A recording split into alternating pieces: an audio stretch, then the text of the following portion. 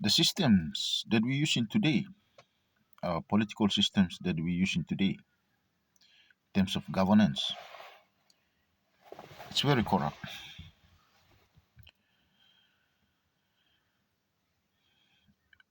It's let's look at Australia, New Zealand, England, USA.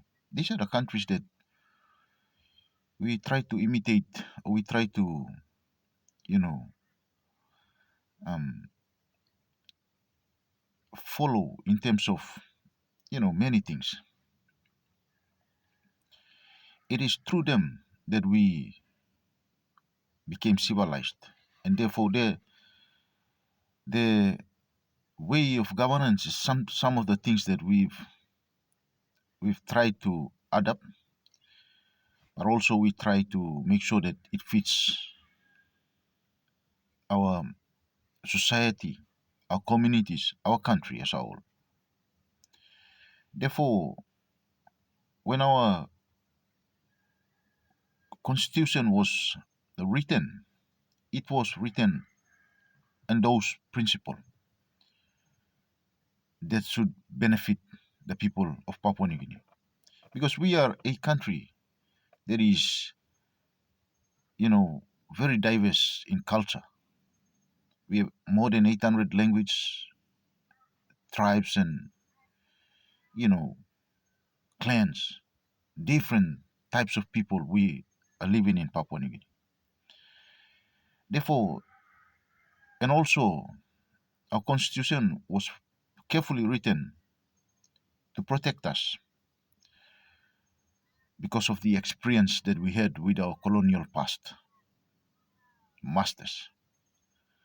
Therefore, when our founding fathers wrote the Constitution, drafted the Constitution, they included everything in there to protect us. And the Constitution, if you look at it carefully, the principle of the Constitution is mostly based on the principle of decentralization. But over the years, we've tried to move away from the system of decentralization to become into centralization. And we're starting to have a lot of problems. The reform in 1995 is one of those reform that has a very big impact, negative impact on our country ever since.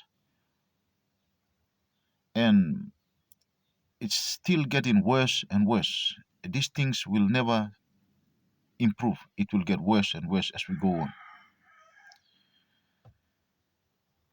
The system that we had in 1976 to 1995 is the system that Australia, New Zealand, USA, and these other known as democratic countries are still using. We are the only ones that have changed it in 1995. These countries, as we speak today, they're still using the system that doesn't allow the politicians to hold public funds. If you go to Australia, or if you see the system of that they are using, politicians are not allowed to handle funds. That is seen as corruption. We we are the only country within that form of democracy that is allowing the politicians to hold money. In Australia, New Zealand, those countries that I mentioned, they are professionals who have degrees, masters in business management, public administration, or accounting. Those are the people that are running the provinces or the states. They are the ones that are doing all the project work and managing the funds. Politicians are not allowed to handle money, handle funds. In Papua New Guinea, it's different. Politicians are the ones that are handling funds. So we cannot fight corruption with corruption. It can happen. we have to isolate that system. We have to bring back the roles of the politicians. And the roles of the politicians are, I have always mentioned in my videos, they are lawmakers, they are mediators, okay? They are the ones, watchdogs, they are the ones that will hold the government, the provincial government, and all this accountable. We need to separate these functions.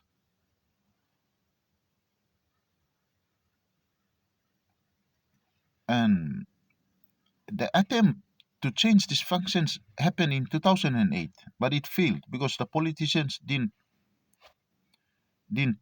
want to change the system.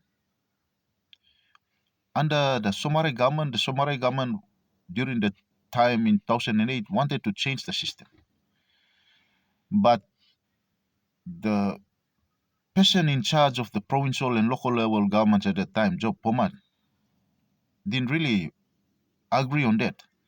So with the other politicians, they negotiated and they vetoed against that decision, and so it never eventuated. The idea was Somare wanted to bring back the old system. So we can see that to go back to the old system, the system that Australia, New Zealand, USA that they're currently using, to go back to that system of governance, we can achieve it because the politicians won't allow it.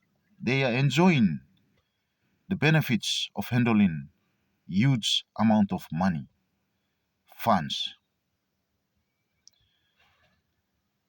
And I always advocate that we should push forward for autonomy for each provinces. I believe that is the only solution that we can um, look forward for in order to cut down corruption and bring more development to our provinces.